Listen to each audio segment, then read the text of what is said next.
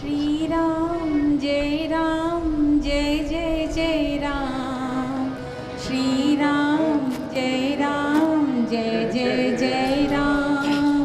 श्री राम जय जय जय राम। श्री राम जय जय जय राम। दो अक्षर का प्यारा सा नाम, श्री राम जय जय जय राम। दो अक्षर का प्यारा नाम, श्री राम जय जय जय राम। दो अक्षर प्यारा सा नाम, श्री राम जय जय जय राम। श्री अक्षर का प्यारा सा नाम, श्री राम जय जय राम। सूर्यवंश में जन्म लिया, कौशल्या थी जिनकी माँ। सूर्यवंश में जन्म लिया, कौशल्या थी जिनकी माँ। सूर्यवंश में जन्म लिया, कौशल्या थी जिनकी माँ। सूर्यवंश में जन्म लिया, कौशल्या थी जिनकी माँ। शत्रु दशरथ नंदन कहलाए, शत्रु भरत लखन के भ्रात।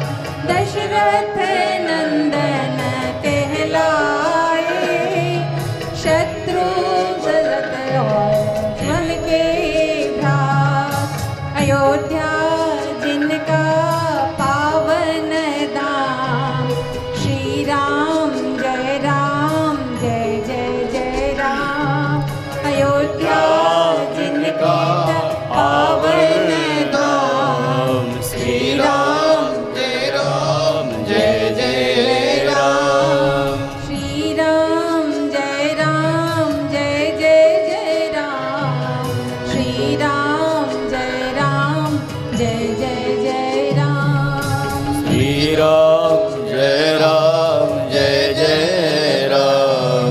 श्री राम जय जय राम। दो अक्षर का प्यारा सा नाम, श्री राम जय जय राम। दो अक्षर का प्यारा सा नाम, श्री राम जय जय राम। बोलिए सियावर रामचंद्र भगवान की जय। जय। बोलो थोड़ा सा, ये गाना नहीं, थोड़ा जो बोलना है। तो अब तो ये कथा करते हैं महाराज इनके, हाँ महीना महीना भर तक कथा करते रहते। हाँ कभी नाम महिमा के बात 10 मिनट बोल लीजिए राजकुमार जी। हाँ मन से बोल लो, कोई बात जल्दी नहीं है आज, कोई आराम से जो बोलना, मैं जो आपको अच्छा लगे वो। बिल्कुल तैयार नहीं हूँ, फिर भी जो आदेश हुआ है गुरु जी का तो 4 लाइन सुनाता हूँ। मैं संपूर्ण रामचरितमानस का निचोड़ उत्तरकांड में यह वर्णन है। जब राम राजा बन गए हैं, 6 महीना का समय बीत गया है, अपने प्रजाजनों को आज राम जी ने बुलाया है और नाना प्रकार का उपदेश दिया है। क्यों? क्योंकि राम जी से बड़ा शुभचिंतक उनके प्रजाजनों का और कौन हो सकता था। राम जी से बड़ा कोई उनका शुभचिंतक नहीं था। तो ये प्रसंग जो है श्री राम गीता पुरजनोपदेश कहलाता है और रामचरितमानस की इस पंक्ति से ये प्रारंभ होता है। एक बार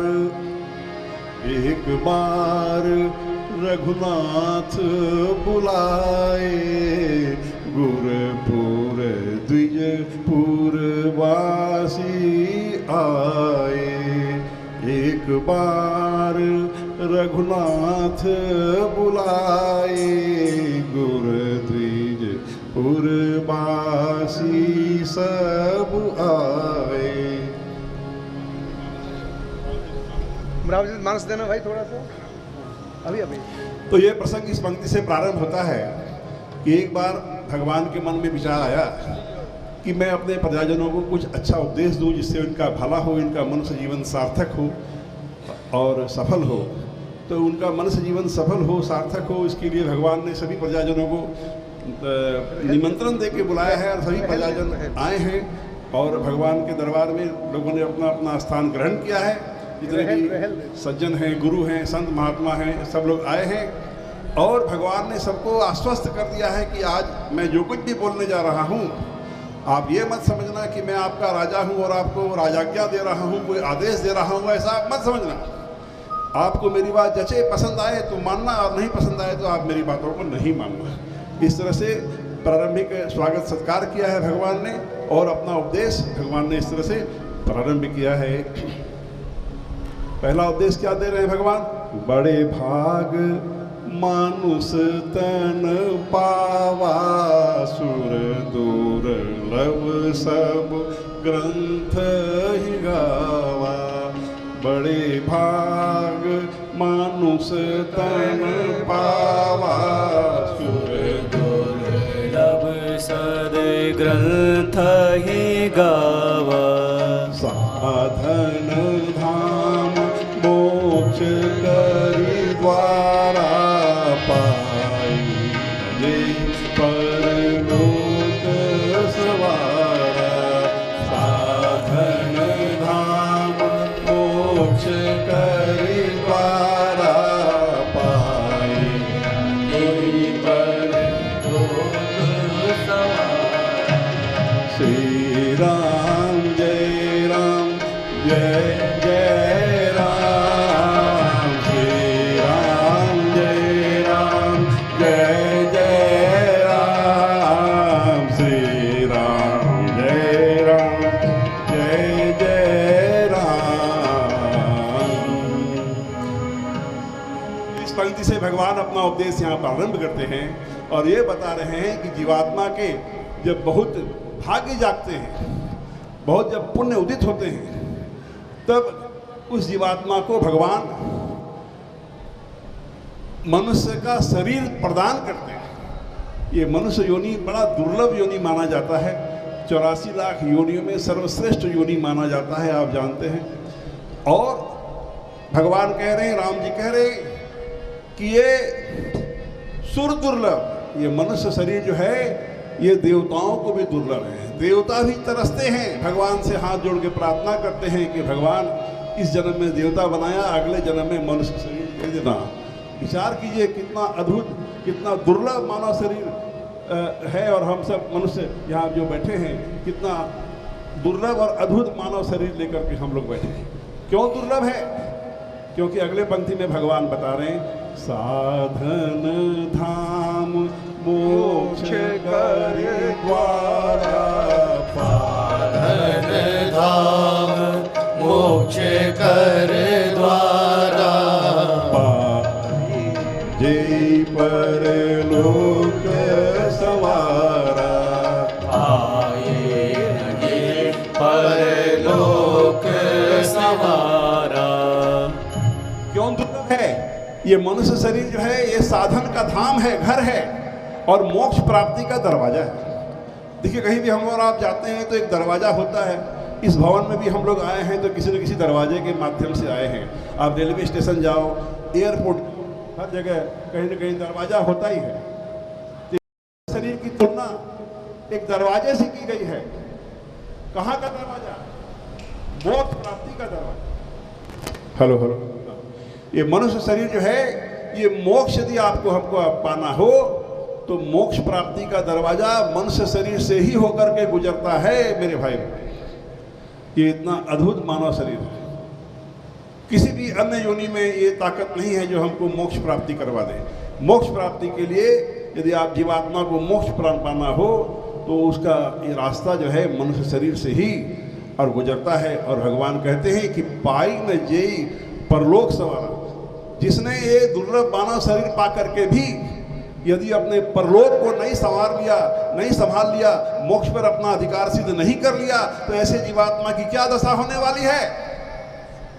सो परत्र दुख पावही सिर धुनि धुनि पछताए, काल ही कर्म ही ईश्वर ही मिथ्या दोष लगाए। सियावर रामचंद्र की जय, पवन सुत हनुमान जी की जय।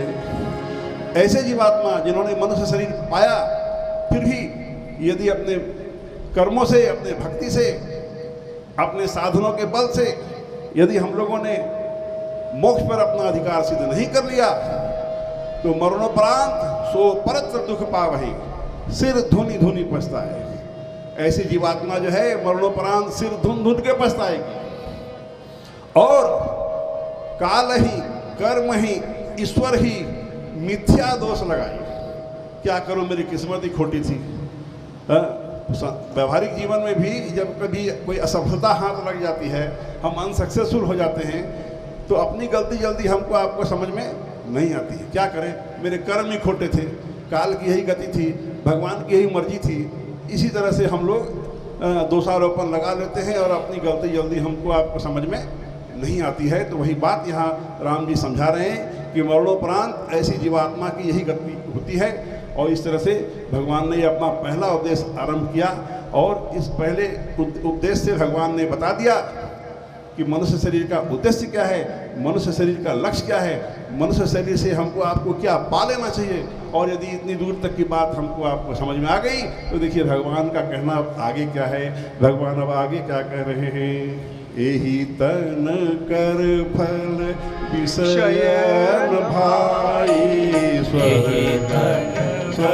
फल विषय भाई, स्वर्गहु स्वल्प अंत दुखदाई, स्वर्गहु स्वल्प अंत दुखदाई।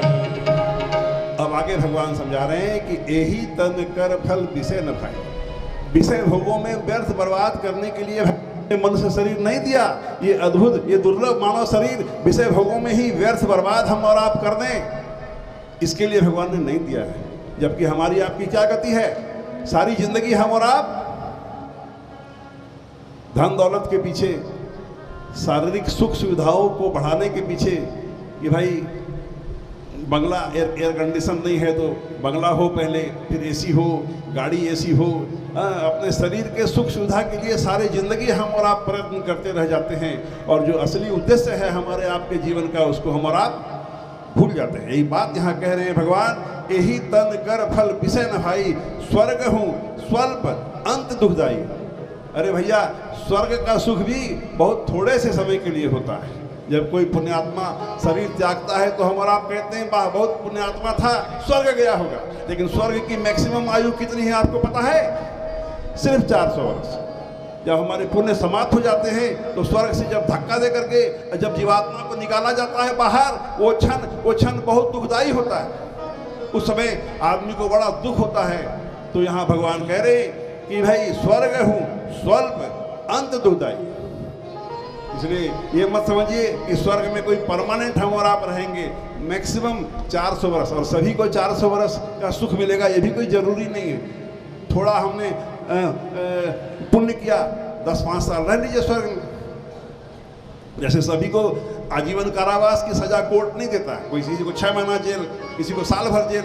जैसा जिसने अपराध किया उस हिसाब से उसको जेल फाटक होता है। उसी तरह से जैसा हमने आपने पुण्य किया उतने हिसाब से आप स्वर्ग में सुख भोग लीजिए, और उसके बाद धक्का देके निकाल देगा आपको।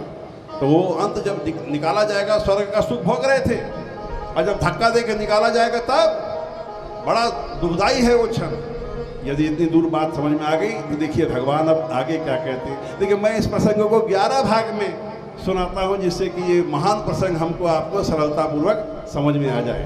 तो एक एक भाग करके हम जल्दी आगे बढ़ें, जिससे कि समय से कथा को विराम दे सकें। यदि इतनी दूर तक बात समझ में आ गई तो देखिए भगवान अब आगे क्या कहते हैं। देखिए भगवान का कहना अब आगे क्या है, किस तरह से जीवात्मा को मनुष्य शरीर भगवान प्रदान करते हैं, वो तरीका भगवान बता रहे हैं। कोई हमारा आपका दावा नहीं है, कोई अधिकार नहीं है कि मनुष्य शरीर देना ही पड़ेगा। अच्छा, पिछले जन्म में हम और आप क्या थे मालूम है? अगले जन्म में क्या होइएगा क्या पता। ये भगवान की करुणा है, दया है जो हमको आपको मनुष्य शरीर प्रदान किया है। देखिए प्रसंग के चौथे भाग में अब राम जी क्या उपदेश देने जा रहे हैं। कब हूँ करी करुणा नर देहि देहो के करे करुणा नर देहि देत ईस बिन हेतु सनेहि देत ईस बिन हेतु सनेहि। श्री राम जय राम जय जय राम, श्री राम जय राम। गाइए सब गाइए। राम श्री राम जय राम जय जय राम, श्री राम जय राम जय जय राम। तब आगे भगवान कह रहे हैं कबहु करी करुणा नर देहि देत ईस बिन हेतु सनेहि। भगवान कभी कभी करुणा करके और दया करके और जीवात्मा को मनुष्य शरीर प्रदान करता है। कोई हमारा आपका दावा नहीं है, कोई क्लेम नहीं कर सकते भगवान के सामने कि नहीं मनुष्य शरीर देना ही होगा। ये दावा हम और आप नहीं कर सकते। ये जो अमर दावी मानते होगे जो कलकत्ता में लोग बोलता है ना लाट जी, वो भगवान के सामने नहीं चलेगा। वो दावा हम और आप भगवान के सामने नहीं कर सकते हैं कि मनुष्य शरीर क्यों नहीं दिया, देना पड़ेगा। नहीं, कबो करी करुणा, भगवान की करुणा है, ये दया है, कृपा है जो भगवान हमको आपको मनुष्य शरीर प्रदान करता है। कोई हमारा आपका हक नहीं है, कोई अधिकार नहीं है। और देत ईस बिन हेतु शब्द पर गौर कीजिए, बिना कोई स्वार्थ के, बिना कोई रिटर्न गिफ्ट की कामना के, और भगवान हमको आपको मनुष्य शरीर प्रदान करता है। देखिए हम और आप जो मनुष्य हम लोग हैं, हम लोग किसी को भी अभी कुछ देते हैं तो बदले में कुछ लेने की इच्छा रखते हैं। आज आपका जन्मदिन है, हमने आपको कोई गिफ्ट दिया, परसों मेरा जन्मदिन आएगा तो आप दे दो हमको वापस गिफ्ट, है ना। तो बिना स्वार्थ के हम और आप किसी को कुछ भी नहीं देते हैं। लेकिन भगवान कितने कृपालु हैं, दयालु हैं, बिन हेतु, बिना कोई स्वार्थ के, बिना कोई रिटर्न की कामना के भगवान ने हमको आपको मनुष्य शरीर प्रदान किया। यही बात यहाँ भगवान कहते हैं कबहु करी करुणा नर देहि कबहु करी करुणा नर देहि देत ईस बिन हेतु सनेहि हेत सनेहि। अब आगे देखिए भगवान क्या समझाने जा रहे हैं। अब आगे भगवान यहाँ कह रहे हैं यदि इस लोक में भी सुख चाहते हो और परलोक में भी सुख चाहते हो तो भगवान कह रहे हैं अब जो मैं कहने जा रहा हूँ उसको ध्यान से सुनो और उस बातों को गांठ बांध करके अपने हृदय में सुरक्षित रख लो। यदि इस जीवन में भी सुखी होना चाहते हो और परलोक में भी सुख पाना चाहते हो तो अच्छा विचार कीजिए, कौन ऐसा आदमी है जो नहीं चाहता है कि इस जीवन में भी हम सुखी हो और परलोक में भी हम सुखी हो? ऐसा कौन नहीं चाहता है? तो सभी हम और आप सभी चाहते हैं।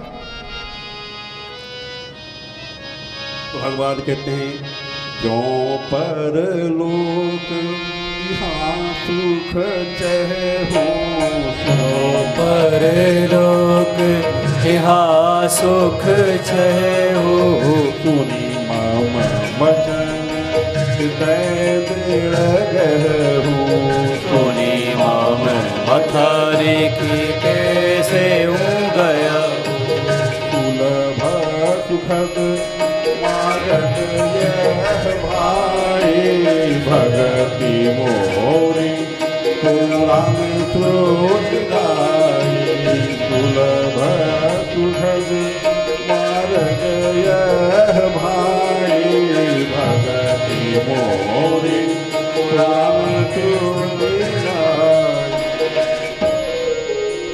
भगवान कहते हैं यदि इस लोक में भी सुख चाहते हो और परलोक में भी सुख चाहते हो तो अब मैं जो बोलने जा रहा हूँ ध्यान से सुनो। और ये जो मैं मार्ग बताने जा रहा हूँ, रास्ता बताने जा रहा हूँ, ये बहुत सरल है। बहुत सुलभ है, बहुत सुखद है। कौन सा मार्ग? भगति मोरी, भगति मोरी पुराण श्रुति गाई। आज पहली बार भगवान ने इशारा कर दिया कि मैं भगवान हूँ, मेरी भक्ति करो। नहीं तो अभी तक भगवान ने रामचरितमानस में कहीं नहीं कहा था कि मैं भगवान हूँ। पहली बार भगवान ने डिक्लेयर कर दिया कि मैं भगवान हूँ। अच्छा विचार कीजिए, जब राम जी का अवतार हुआ था, ये बात बड़ी गुप्त थी। सिर्फ संत बताते हैं कि 12 लोग जानते थे मात्र कि राम जी कौन है। धीरे धीरे ज़्यादा लोग जानने लगे थे, लेकिन भगवान ने अपने श्रीमुख से कभी नहीं कहा था कि मैं भगवान हूँ, मेरी भक्ति करो। आज पहली बार यहाँ भगवान कह रहे हैं कि मैं भगवान हूँ, मेरी भक्ति करो। और इसी 5वें भाग में भगवान ने ज्ञान मार्ग से भी हमको आपको सतर्क किया है। देखिए कि ज्ञान मार्ग और भक्ति मार्ग की तुलना अनेकों प्रसंगों में अनेकों प्रकार से गाई गई है।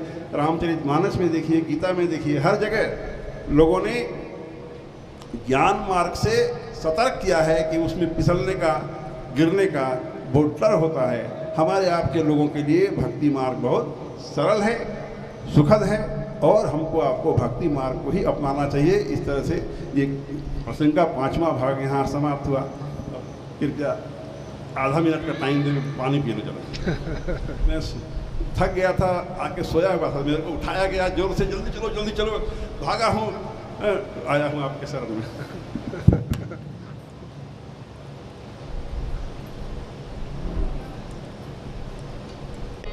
कि हमको आपको भक्ति करनी चाहिए।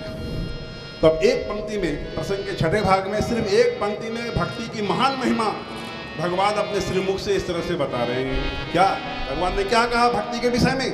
भगति सुतंत्र सकल सुख खानी,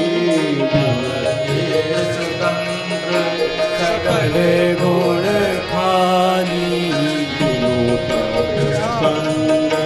न पावहि प्राणी, ना पावहि प्राणी।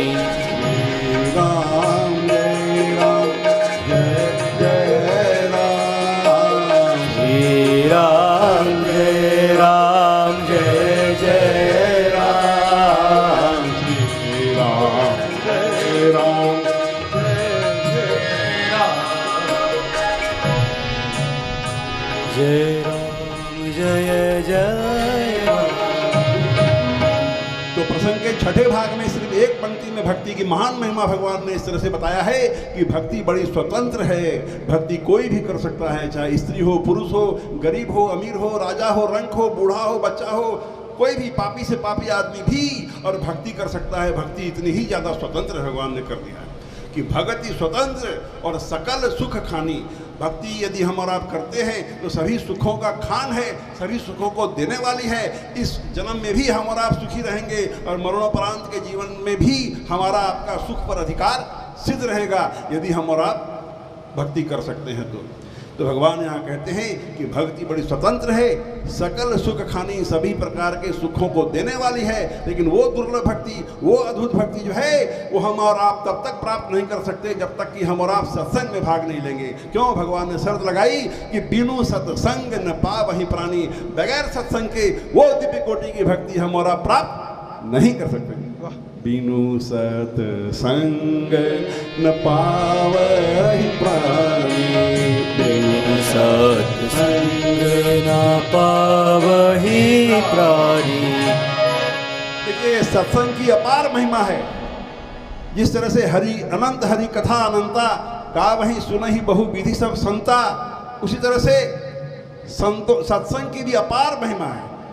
यदि सिर्फ सत्संग पर ही आप मुझे समय दें तो मैं 2 घंटा की कथा आपको सुना सकता हूँ सिर्फ सत्संग के ऊपर में। देखिए तुलसीदास जी ने प्रारंभ में ही लिख दिया, बिनु सत्संग विवेक ना होए राम, बिनु सुलभ सोई। सत्संग विवेक न होए राम, कथा बिनु सुलभ न सोई।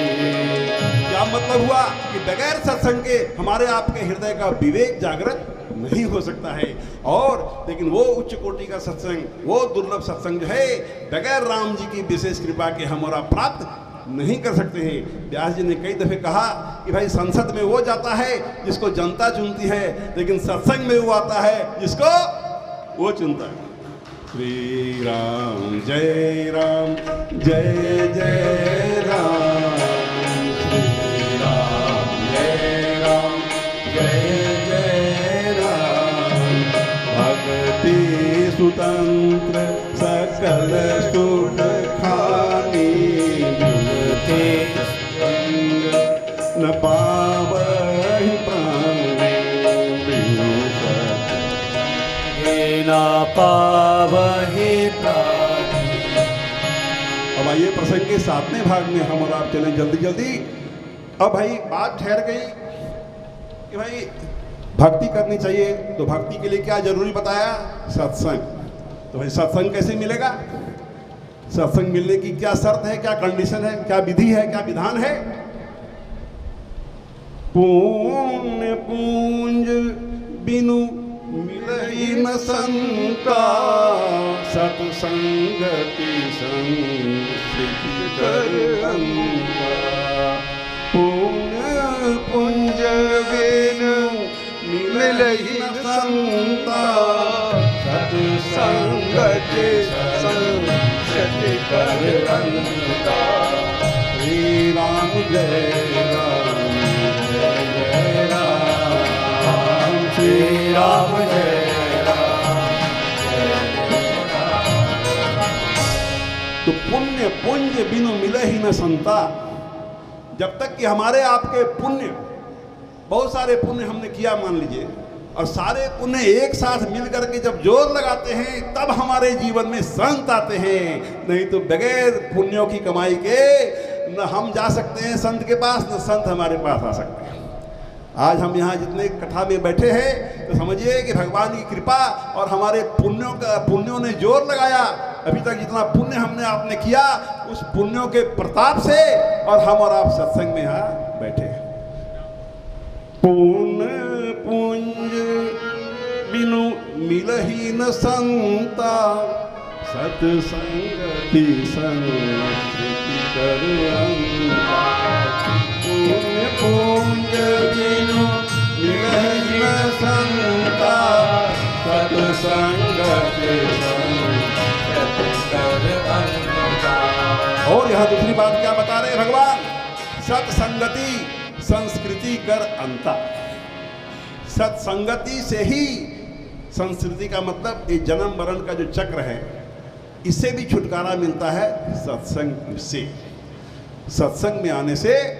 और इस जन्म मरण के चक्र से भी हम और आप छुटकारा पा जाते हैं। सत्संग की महान महिमा, सत्संग में जरूर आना चाहिए। सत्संग में और वो चित्रकूट जैसे पवित्र धाम में, भगवान के धाम में यदि मौका मिले तो ये मौका तो चुकना ही नहीं चाहिए। हम लोगों को जैसे पता चला कि इनकी होगी और चित्रकूट में होगी और राम कथा इनके मुखार बिंद से हमने कभी नहीं सुनी थी। वैसे दुमका में इनकी 15 बार हम लोगों ने कथा करा लिया है। मेरे ही घर में 3 बार इन्होंने कथा की है।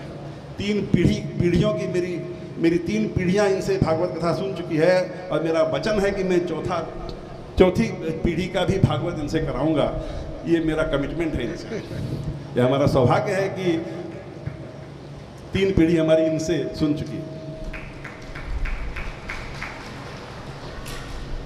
तो यहाँ मैं बहुत संक्षेप में सुना रहा हूँ, क्योंकि मुझे टाइम भी नहीं बताया गया है कि कितना टाइम आप लोग सुनना चाहते हैं अथवा कितना टाइम व्यास जी मुझे देना चाहते हैं। मुझे किसी ने नहीं बताया, इसलिए मैं जल्दी जल्दी भाग रहा हूँ, तो संक्षेप में सुना रहा हूँ।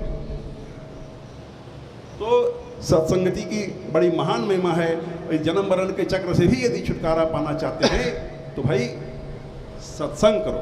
अच्छा, अब भगवान प्रसंग के 8वें भाग में ये बताने जा रहे हैं कि यदि भक्त जो है, साधक जो है, यदि मुझको अपने वश में करना चाहे तो वो विधि बताने जा रहे हैं।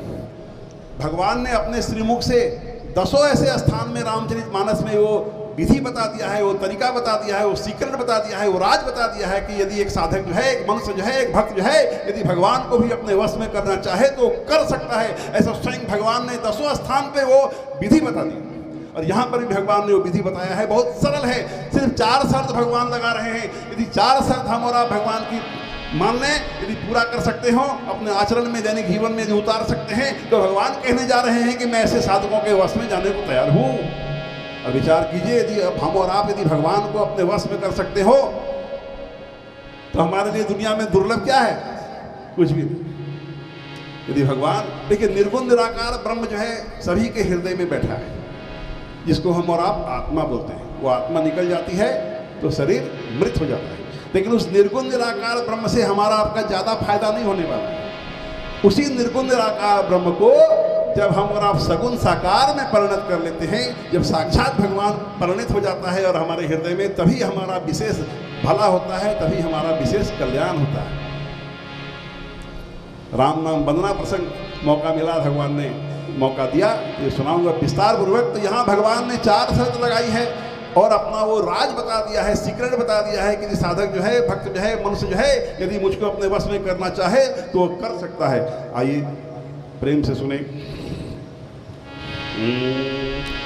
और भगवान कह रहे, कहूँ भगति पथ कवन प्रयासा, जोग मठ जप तप उपवासा। कहूँ भगति पथ कवन प्रयासा, जोग मठ जप तप उपवासा। सरल सुभाव न मन को लाई, जथा लाभ संतोष सदाई।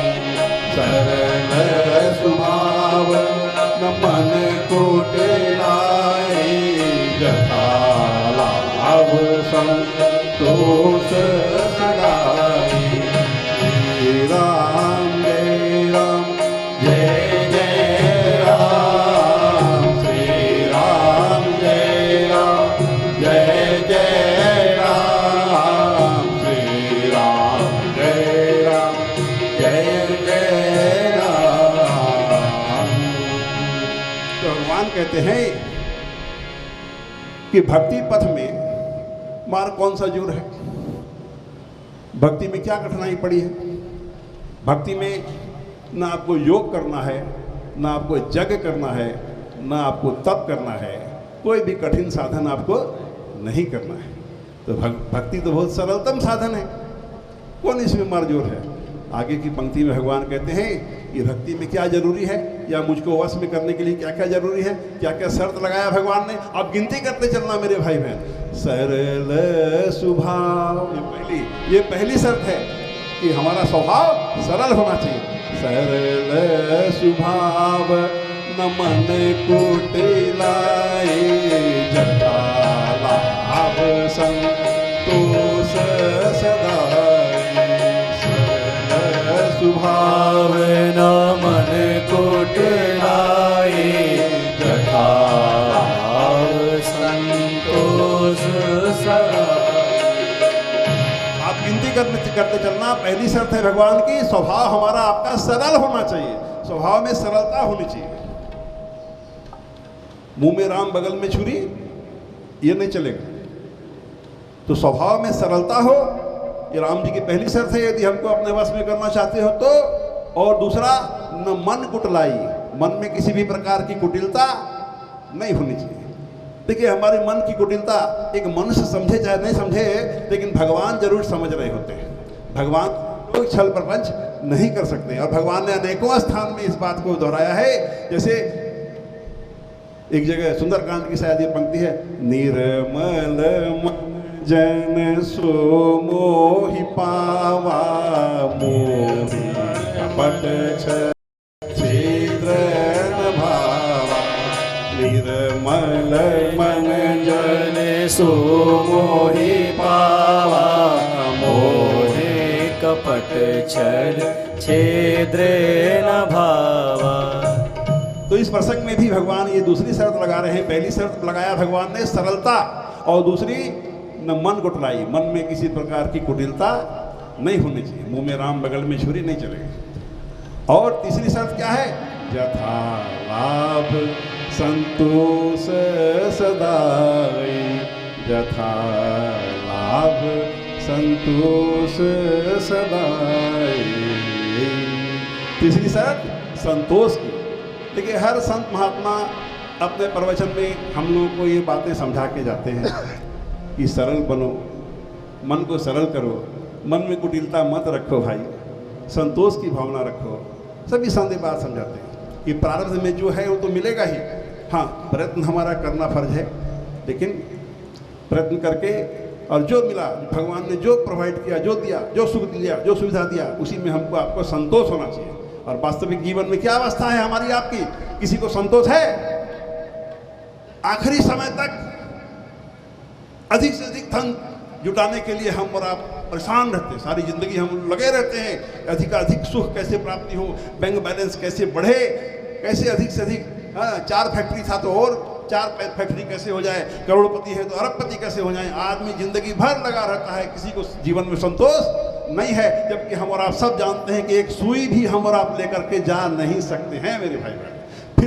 फिर भी संतोष हमको आपको जीवन में नहीं होता, चाहे वो मर्द हो चाहे हमारी बहनें हो, इनकी को कोई संतोष नहीं होता है। तो ये तीसरी शर्त है भगवान की, यदि हमको पाना चाहते हो सगुण साकार रूप में साक्षात, यदि मेरे को तुम अपने वश में करना चाहते हो, तो ये तीसरी शर्त है। और चौथी शर्त भगवान क्या लगा रहे?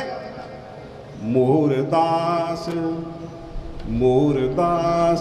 कहाई नर आशा करे, तो कहूँ कहाँ विश्वासा। मोर दास कहूँ नर आशा करे, तो कहूँ कहाँ विश्वासा। तो भगवान की चौथी शर्त है कि कहलाते रहे हो मेरा भक्त, कहलाते रहे हो मेरा भक्त, मेरा संत, मेरा सेवक, मेरा दास, मेरा प्रेमी, और आशा करते हो फलाने की, दूसरे मनुष्यों की, कि मैं उस मनुष्य से ये हेल्प मांग लूंगा, मैं अपने भाई से ये ले लूंगा, मैं अपने ससुराल से ले लूंगा, मैं पड़ोसी से ये ले आऊंगा, मैं फलाने से ये ले लूंगा। अरे भैया, भगवान कहते हैं यदि मेरा दास कहलाते हो तो मुझ पर भरोसा करना सीखो।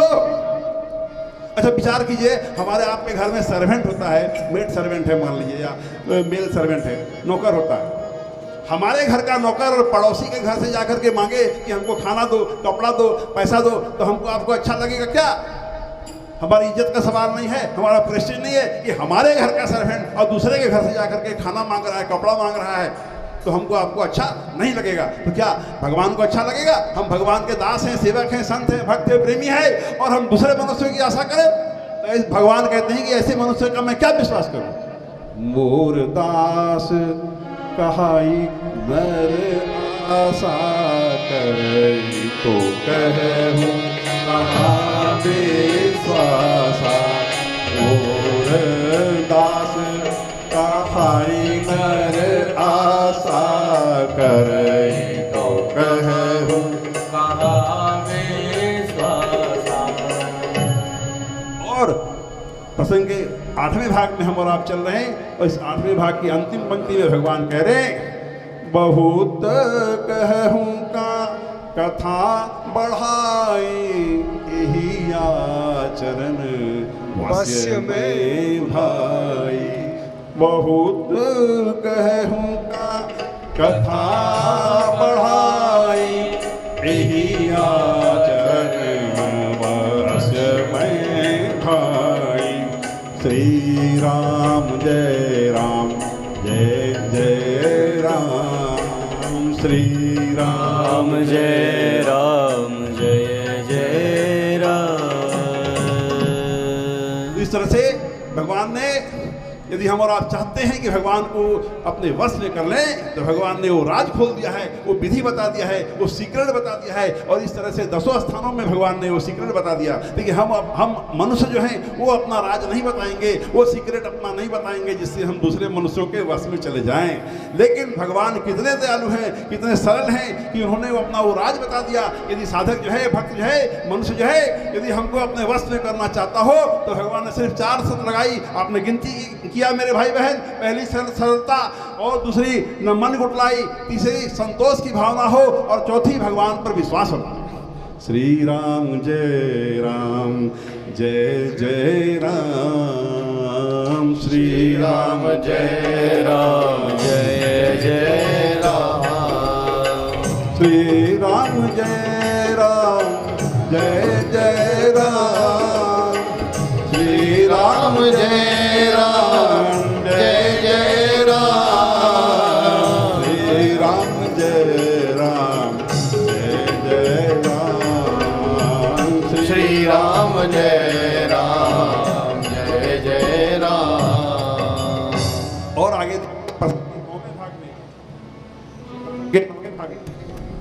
हेलो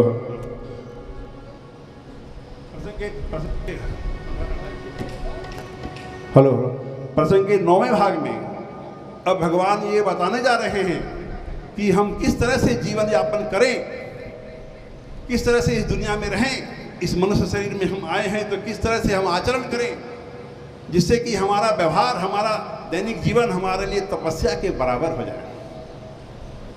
देखिए, तपस्या के लिए सबको हिमालय की गुफाओं में जाने की दरकार नहीं है। यदि सारे हिंदुस्तान के लोग तपस्या के लिए हिमालय चले जाएं तो वहाँ पर भी जगह की कमी पड़ जाएगी। और उसके बाद सभी को तो भैया रोटी कपड़ा मकान तो सबको चाहिए। तो हम इसी परिवार में, समाज में, व्यापार में रहते हुए भी अपने कर्म को, अपने आचरण को, अपने दैनिक जीवन को इस तरह से बना सकते हैं कि हमारा कर्म ही हमारे लिए तपस्या बन जाए।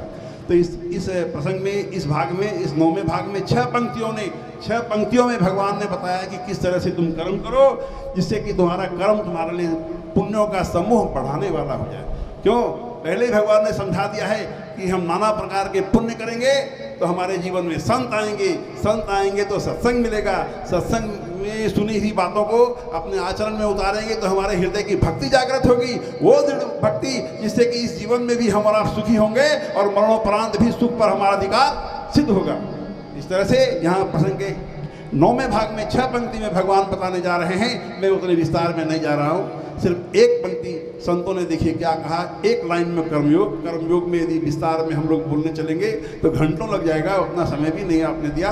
तो एक लाइन में संतों ने कर्मयोग के विषय में क्या कहा?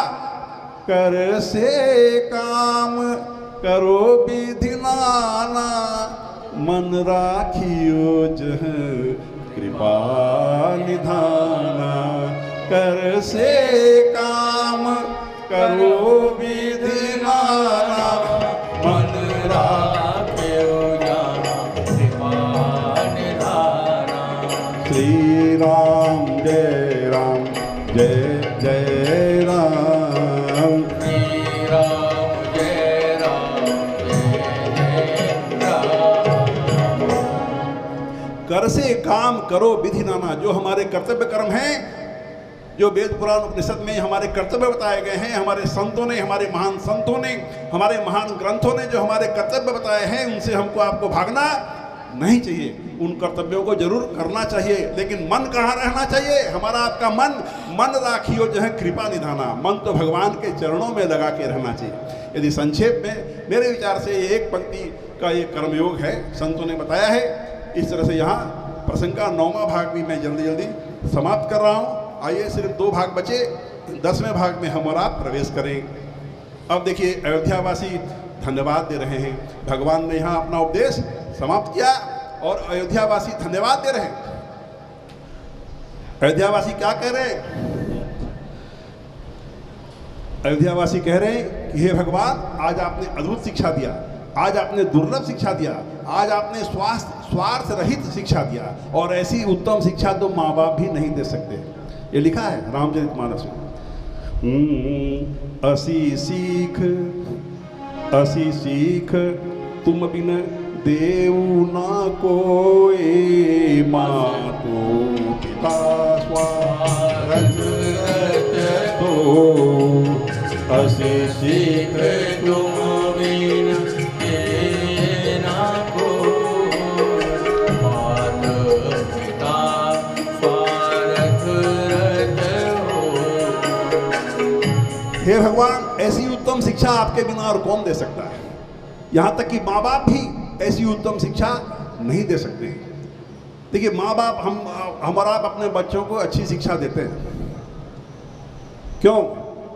कि भाई बच्चे हमारे बुढ़ापे के सहारा होते हैं। बच्चे हमारे बुढ़ापे के लाठी हैं, सहारा है। हम लोग चाहते हैं कि अच्छी से अच्छी शिक्षा उसको दें। इसमें कोई गलत बात नहीं है, इसकी मैं आलोचना नहीं कर रहा। लेकिन यदि कोई संत आवे और कहे कि आपके माताजी, आपके बालक को मैं ले जाऊंगा हिमालय, उसको बहुत बड़ा संत बनाऊंगा, इतना महान संत बनाऊंगा कि आपकी 21 पीढ़ी को तार देगा, आप दोगे? अपने इकलौते बच्चे को दोगे? आप संत महात्मा जी को बोलोगे भागो, पहले आप निकलो हमारे घर से, आए हो मेरा घर बर्बाद करने के लिए? अरे भैया, तुम्हारे बालक को संत बना देगा, 21 पीढ़ी तार देगा। लेकिन हम लोग तो है ना, कुछ गड़बड़ बात है, क्योंकि हमारे बुढ़ापे का लाठी है, कैसे दीजिएगा। तो यहाँ अयोध्यावासी कह रहे हैं कि ऐसी उत्तम शिक्षा तो आपके सिवा और कोई नहीं दे सकते। और आगे देखिए क्या कहते हैं, ये तू रहित जग जुग उपकारी, तुम्हार से वक असुरारी। हे तू रहित जग जुग उपकारी, तुम समार सेवक असुरारी। स्वार्थ मीत सकल जग माही, सपने हो प्रभु परमारथ नाई।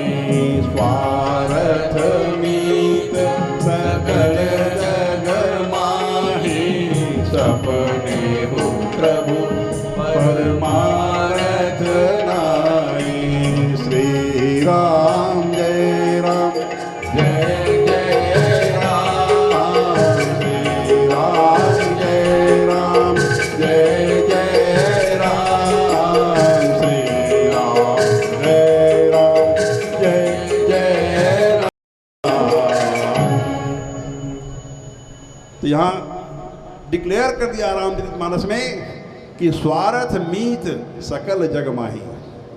दुनिया में जितने हम और आप हैं, सभी हम लोग स्वार्थ के मित्र हैं। गौर कीजिए इस बात पर, यदि किसी का किसी से कोई स्वार्थ नहीं हो तो वो आदमी उससे मित्रता नहीं करेगा, दोस्ती नहीं करेगा।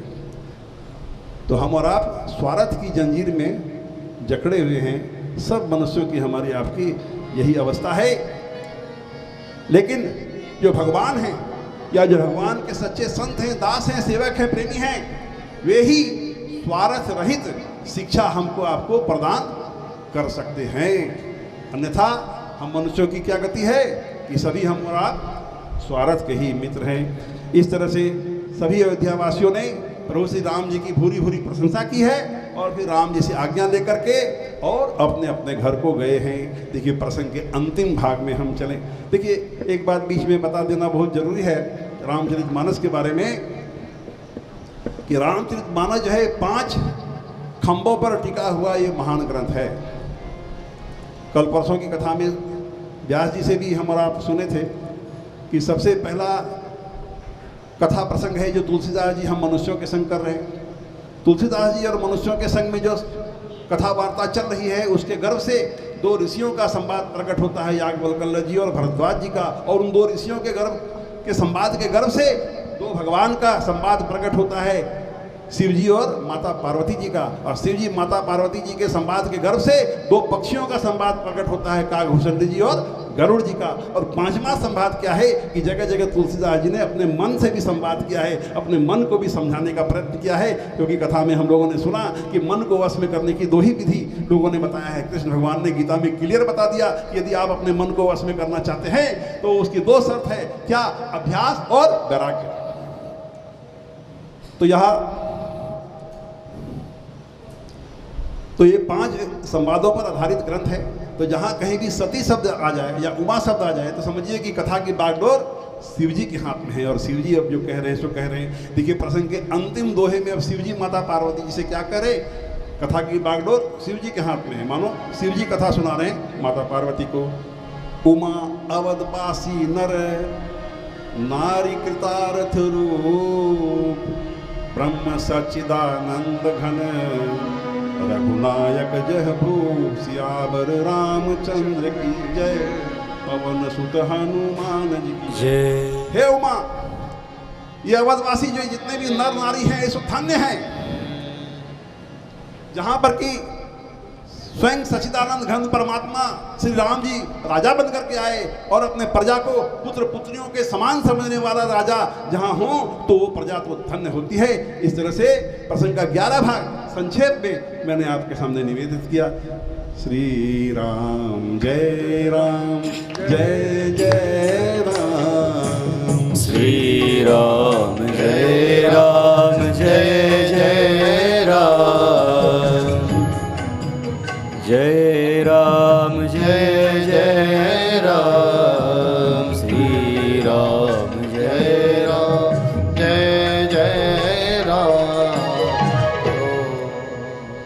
का भजन भी आइए हम और आप गुनगुना लें। आप लोग कृपया गाइएगा। हरि भजन बिना विश्राम नहीं, हरि भजन बिना विश्राम नहीं, हरि भजन बिना विश्राम नहीं, हरि भजन बिना विश्राम नहीं, श्री राम बिना आराम नहीं, श्री राम बिना आराम नहीं, श्री राम बिना आराम नहीं, श्री राम बिना आराम नहीं, हरि भजन बिना विश्राम नहीं, हरि भजन बिना विश्राम नहीं, गोविंद बिना सुख शांति नहीं, गोविंद बिना विश्राम नहीं, गोविंद बिना सुख शांति नहीं, गोविंद बिना सुख राशि नहीं, हरि भजन बिना विश्राम नहीं, हरि भजन बिना विश्राम नहीं, हरे राम हरे राम हरे राम हरे हरे राम हरे राम हरे राम हरे, हरे कृष्ण हरे कृष्ण हरे कृष्ण हरे, हरे कृष्ण हरे कृष्ण हरे कृष्ण हरे, हरे कृष्ण हरे कृष्ण हरे कृष्ण हरे, हरे कृष्ण हरे कृष्ण हरे कृष्ण हरे, गोविंद